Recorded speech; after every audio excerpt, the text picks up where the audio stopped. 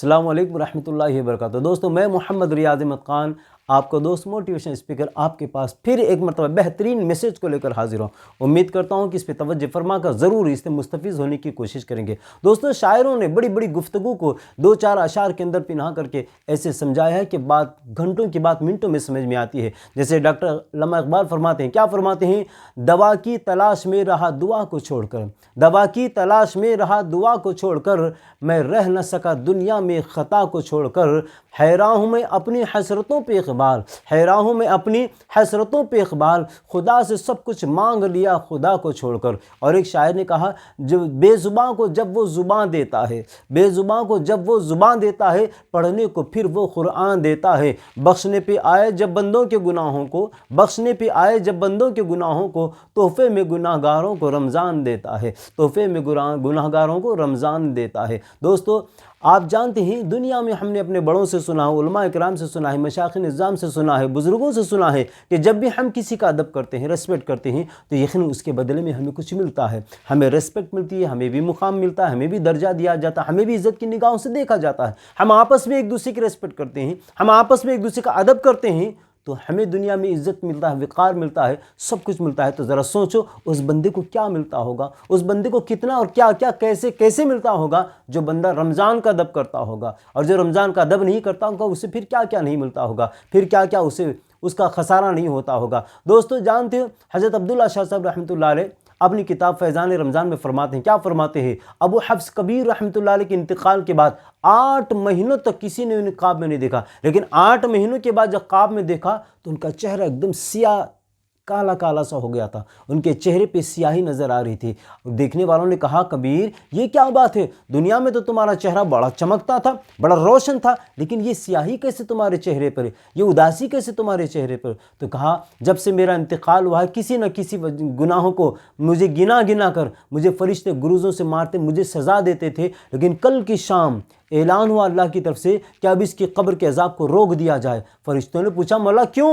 تو فرمایا، اس لیے کہ یہ بندہ شعبان کا چاند دکھتے ہی شعبان کے مہینے کی تعظیم و توقیر کرتے ہوئے، شعبان کے مہینے کا ادب کرتے ہوئے عبادت و ریاضتوں میں ڈوب جاتا تھا، تو شعبان کے مہینے کی ادب کی وجہ سے اس کی قبر کے عذاب کو روک دیا جاتا ہے۔ تو فرمانا یہ ہے، علماء کرام فرماتے جو بندہ شعبان کے مہینے کا ادب کرے، شعبان کے مہینے کی تعظیم کرے، اس کی قبر کے عذاب کو روک دیا جاتا ہے۔ تو بتاؤ، دل پہ ہاتھ رکھ کے سوچو، جو رمضان کا ادب کرتا ہوگا، جو رمضان کی ریسپیکٹ کرتا ہوگا، رمضان کی تعظیم و توقیر کرتا ہو، اسے کیا نہیں ملتا ہوگا۔ اور میں آپ کو بتاؤں، جانتے ہو آپ نے بہت دفعہ سن رکھا ہوگا، کیا بخارا شہر میں ایک آدمی جو مجوسی تھا اپنے بچے کا ہاتھ پکڑ کر جا رہا تھا، بچہ ایک ہاتھ سے اپنے باپ کی انگلی پکڑا ہے اور ایک ہاتھ سے کچھ کھاتے جا رہا تھا۔ باپ نے دیکھا کہ بچہ کھاتے چل رہا ہے، باپ نے زور سے اپنے بچے کے منہ پہ تماچا رسید کر دیا۔ بچے نے پوچھا، ابو مجھے کیوں مارتے ہو؟ تو کہا، تجھے شرم نہیں آتی؟ مسلمانوں کے بازار سے رمضان کے مہینے میں کھاتے ہوئے چل رہا ہے۔ تو بچے نے کہا، ہم کون سا مسلمان ہیں جو رمضان کا ادب کریں گے؟ آپ بھی تو رمضان میں کھاتے ہو۔ تو باپ نے کہا، بیٹا میں کھاتا تو ہوں، لیکن مسلمان روزداروں کے درمیان میں نہیں، بلکہ اپنے گھر میں چھپ کر کھاتا ہوں۔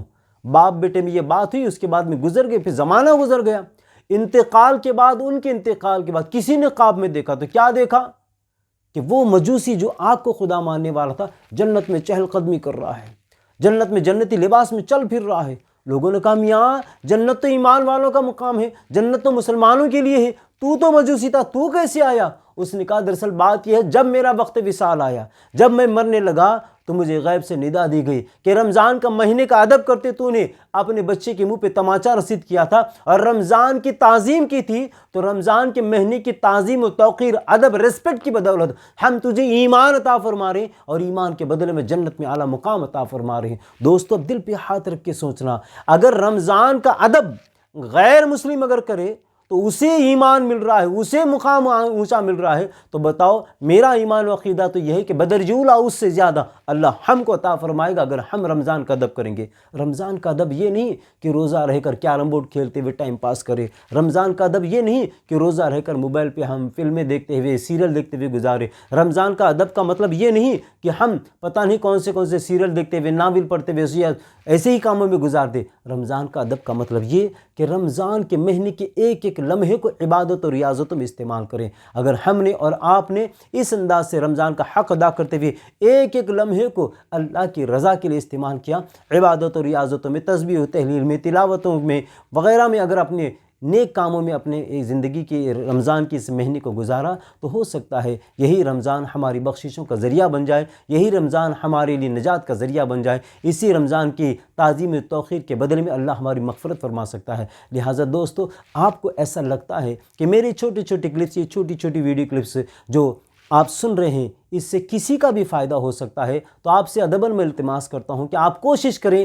جتنے میرے سبسکرائبر ہیں وہ سارے کے سارے ایک ایک سبسکرائبر کسی اور کو بھی بنائیں گے، سبسکرائب کرائیں گے چینل، تو جب تک وہ دین کی باتیں سنتے رہیں گے، نیکی کی باتیں سنتے رہیں گے، اچھی کارآمد گفتگو سنتے رہیں گے اور عمل کرتے رہیں گے، آپ کو بھی اس کا اجر ثواب ملتا رہے گا۔ تو میں اسی امید کے ساتھ اپنی گفتگو کو ختم کر رہا ہوں کہ آپ انشاءاللہ تبارک و تعالیٰ میرے چینل کو سبسکرائب کریں گے اور اسے فارورڈ کرتے ہوئے لوگوں کو سبسکرائب کرانے کی کوشش کریں گے۔ السلام علیکم ورحمۃ اللہ وبرکاتہ۔